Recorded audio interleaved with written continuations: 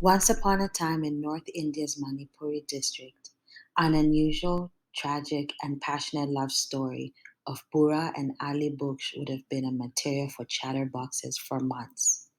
Bura and Ali Buksh were famous in all the nearby villages due to their infamous connection and devotion to each other. Bura was an eunuch, or known as a hijra, or in modern time, in most contemporary settings, transgender, and used to perform badai, which is a celebration on birth occasions, marriages, and in public spaces. Pura had attained the status of a mentor, or some may say guru, and lived with her two disciples, Mati and Dula, in blissful harmony. Bura had been engaged with their male lover Ali Buksh for 2 years, but suddenly they left Ali Buksh for another man. On the 17th of August 1852, Ali Buksh tried forcing Bura to return to their relationship.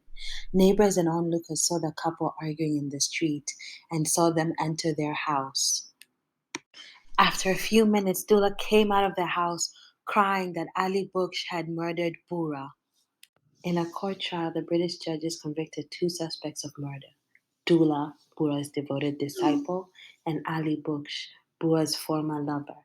The British judges convicted Ali Buksh with murder of Bura, and according to them, it was due to severance of their infamous connection. The decision of British court on the murder case of Bura changed the fate of transgender drastically. Although a transgender, known as Hijra, was the victim of the crime under trial, the British court criminalized transgenders, cross-dressers, beggars, and unnatural prostitutes. British administrators claimed that transgender were habitual sodomites, beggars, kidnappers, and castrators of children, and the province of Northwest India launched an anti-eunuch campaign. The campaign aimed to achieve the goal of extirpating or exterminating the transgender community. It has been approximately 170 years since the death of Bura. Anti-trans legislation continued to sweep across the world to further alienate and, in the end, annihilate the trans community. This is nothing new, as you have just learned. The answer resides in how people are socialized to understand and enact gender. A large body of scholarly research in social and developmental psychology has demonstrated that gendered behavior is learned. As a result of this socialization, gender norms provide perhaps the most basic organizing framework by which people define themselves and others.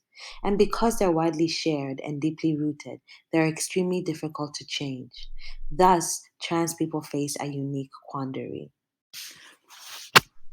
Organizations and individuals and small groups of people should not wait for the courts to determine that trans individuals are fully protected under the law.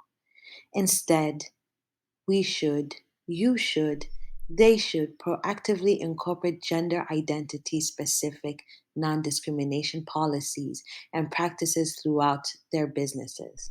That involves two key issues: protecting and promoting the rights of people of all gender identities and expressions, and increasing employees' understanding and acceptance of their trans colleagues.